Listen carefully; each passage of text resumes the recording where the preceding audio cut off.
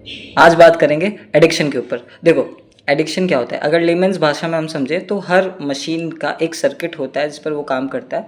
हमारा ब्रेन भी neural activity के बेसिस पे काम करता है।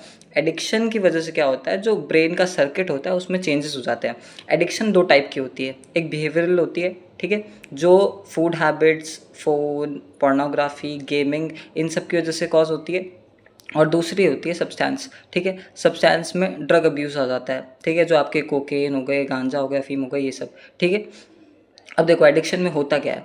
एडिक्शन सिंपली आपके रिवॉर्ड सिस्टम को ख़राब कर देता है। मतलब क्या हुआ, आपने कोई भी एक ऐसा काम किया जिससे आपको रिवॉर्ड मिला, डोपामीन का रिलीज़ हुआ। डोपामीन होता है हैप्पीनेस का हार्मोन, तो डोपामीन का रिलीज़ हुआ। अब क्या हुआ, जब आपने साइमल्टेनियसली उस काम को किया हर दिन, ठीक है, तो टॉलरेंस बढ़ गई। टॉलरेंस बढ़ गई का क्या मतलब है कि मान लो 1 घंटा आपने फ़ोन चलाया, तो जो आपको हैप्पीनेस मिल रही है, अब 1 घंटा चलाने पे आपको सेम लेवल की हैप्पीनेस नहीं मिलेगी।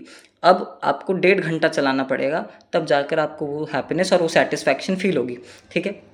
दूसरा इसमें क्या सबसे बड़ा इफेक्ट आता है, सबसे बड़ा फैक्टर इसका क्या होता है, एक जीन होता है डेल्टा FOSB जीन, ठीक है।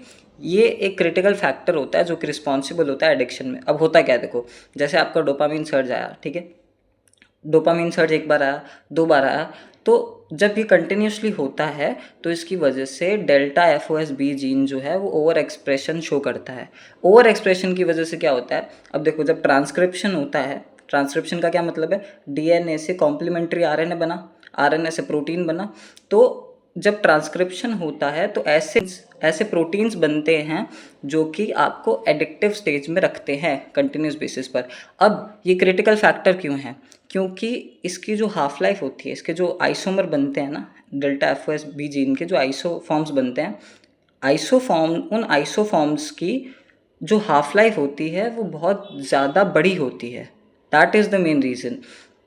अब अगर आपको इसके ऊपर सल्यूशन चाहिए तो या तो आप अपने बिहेवियर को ऑब्जर्व करो कुछ टाइम तक, है ना, और अगर आप उस चीज़ को कंट्रोल नहीं कर पा रहे हो, आपके अंदर सेल्फ कंट्रोल बिल्ट नहीं हो रहा है, तो ये बहुत ज़रूरी है कि आप उसे खुद तक ना रखें, किसी से बात करें या फिर डॉक्टर से कंसल्ट करें।